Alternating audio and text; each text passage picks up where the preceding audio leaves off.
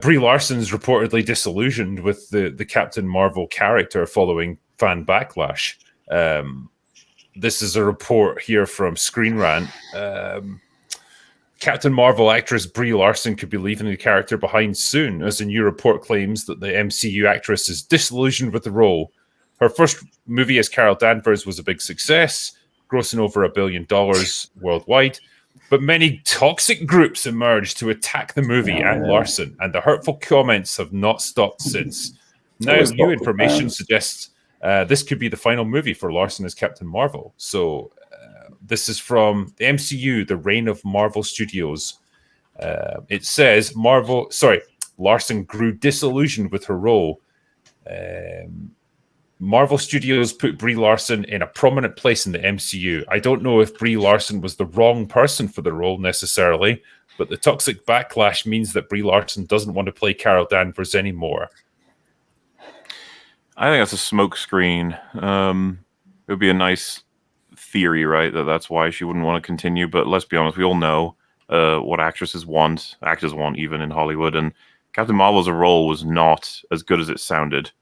Overall, it was one role in 2019, and then a series of cameos for the next 4 or 5 years, and downgraded. But the thing is, like, if it had been a big hit with fans, I think it wouldn't have been a series of cameos. I think you would have seen her have major roles in the MCU throughout Phase 4. It didn't happen because they knew that she wasn't popular, and they spent all this time trying to find a way to fix her.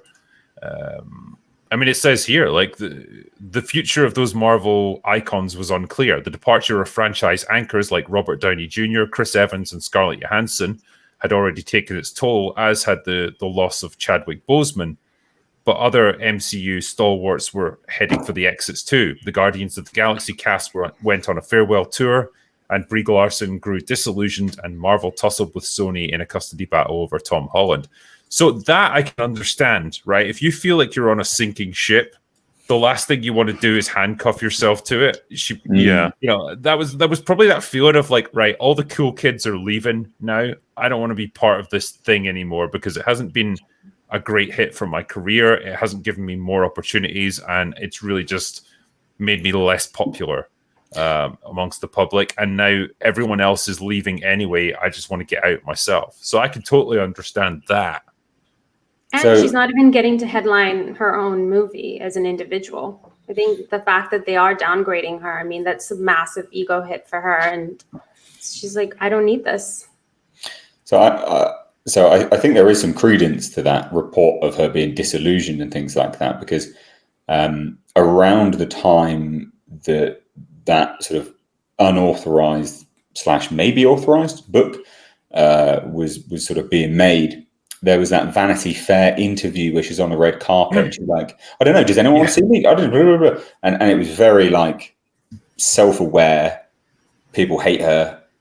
And she's questioning just outrightly. She's like, does people actually want to see me here? But obviously, you know, quite facetiously as well with it all. So I think there might be some credence to that. But I mean, the fact that she's got, you know, the sequel to $1 billion movie is an ensemble cast. Give over. Come on now. It's not successful, is it? You're not gonna change the formula. You just don't. That's not what Hollywood does. They stick with the formula. They replicate the formula. They do it until that cash cow is bled dry. So no, they've changed it because it wasn't successful. She must be at least somewhat smart enough, or her agent is smart enough to know that this is just like in a way like Shazam, where it's like, look at our big multi-hundreds of $1 million movie, promoting it. Woo, I'm a movie star. Like the people who are in it and stuff, and then it just like crashes, burns, no one cares, moving on. You know, I'm going to get a sequel. It's done. It's like I was a huge superhero in a big budget movie, and now like what now? And it's just like, yeah. And Captain Brie Larson is probably aware that she was sold on the fact that big people go to become bigger in the MCU. Okay, that's a career maker right there. And then that disillusionment, because I can buy that she would claim like, oh, there's mean comments online. It's like, yeah, sure, okay, that's why you stopped. But it's like, let's be honest, the career opportunity was not what it was sold as.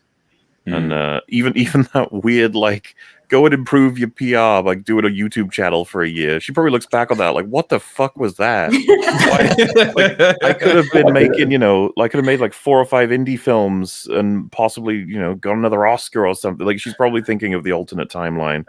But too late. Yeah, I don't want to describe it as sold out, but let's be honest, you didn't approve of the Captain Marvel script because, that's an Oscar winner right there. I got so much potential. As is famous for a lot of people's assessment of the film, she barely got to act in it. She was just meh. And I'm trying to, I guess, give her some credit that she's capable of acting, not necessarily capable of making everyone like her in interviews, because that seemed to be something of a personal problem she had to deal with. I wouldn't be surprised if Disney gave her trainers for that as well, people to speak to and everything. But if she's having conversations with people who know what's going on with Marvel right now, they're telling her it's dying.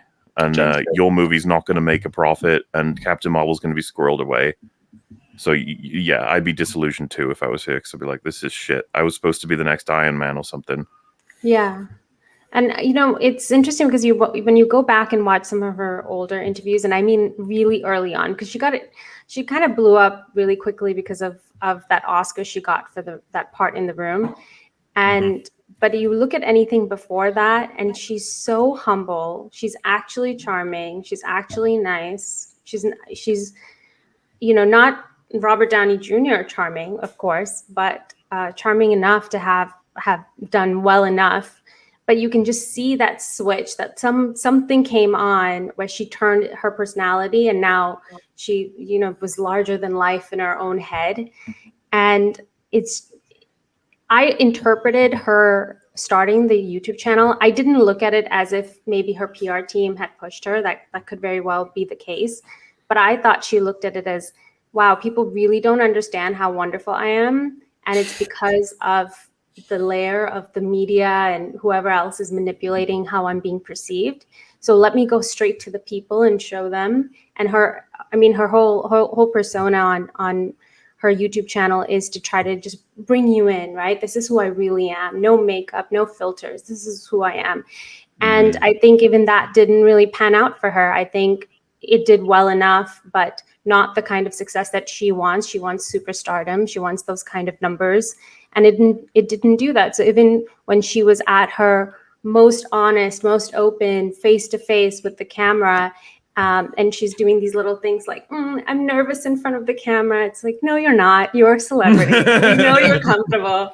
You're a freaking movie star. On our account. Yeah. That's why I thought it was all like just set up and constructed. I just didn't buy any of it. Like, no one does. That's the problem. Like, there's nothing more unnerving than like one of these weird manufactured Hollywood celebrities trying to act like a normal person and be like, hey, fellow humans, I'm just like you.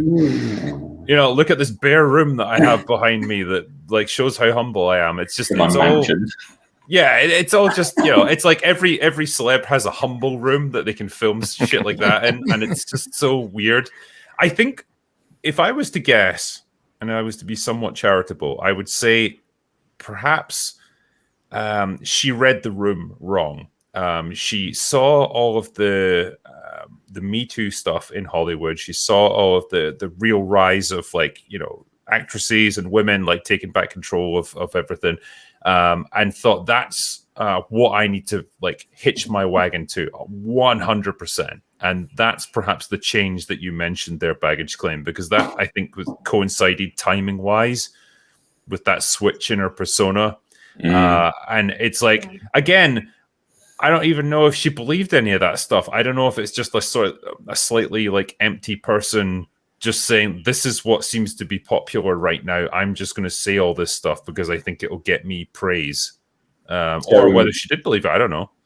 So I think between both of you, you're completely right, actually. So I think actually, if you analyze her early career, she used to be a singer, right? She's always been very fame hungry. And I actually think both of you are completely right. And like changed, thought this was right. This is a bandwagon. Because now look at her, right? Now look at her. So she had all of that sort of, Me Too nonsense, all that kind of stuff. Then she was like, okay, I need to humble myself. I need to get down with the people, be normal. But what has stayed and permeated in culture has been her on that SNL, whatever it was, show in a black dress and her cleavage hanging out.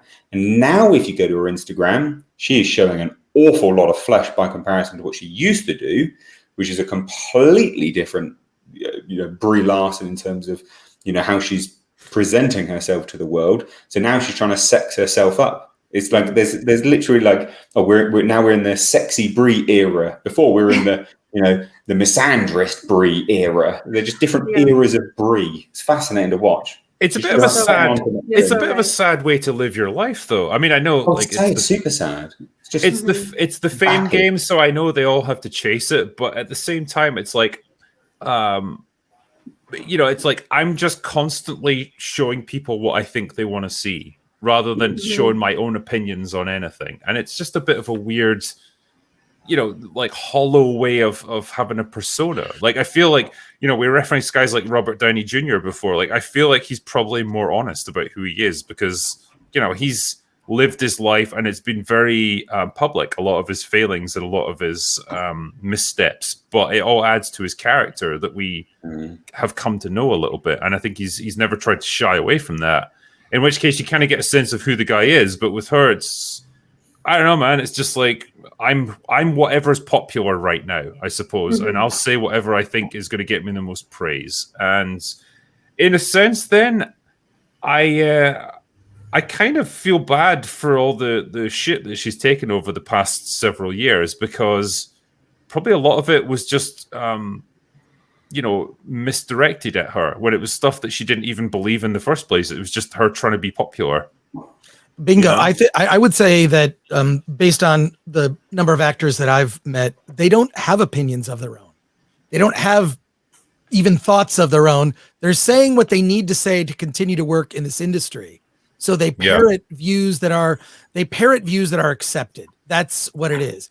And not to say that there aren't really smart actors out there that are strategic in their careers, that avoid politics, or that avoid even alienating the audience and sort of stick to what the job is, which is to entertain and tell a story. And you've got someone like, look, Robert Downey Jr. famously, when they were making the first Iron Man, he was paid incredibly low, and Jon Favreau had to go out of his way with extra insurance to assure the film would get made, because we know about his struggles with drugs and alcohol. I mean, he's since cleaned up, obviously, but he's learned from that experience, knows who he is, and is much more grounded, right?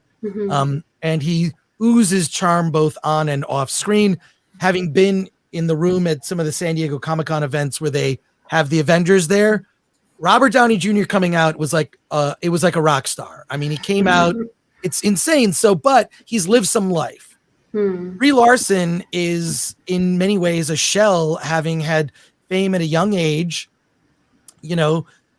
something of a music career. And then also she's won an Oscar. It's not that she's not talented. It's that she really is just an empty vessel, kind of saying the things she thinks she needs to say in order to be popular. And a lot of times these are things that it's not for the audience, it's for the industry to hear her saying those things, like that famous speech she gave about A Wrinkle in Time and how it's not for 40-year-old white guys.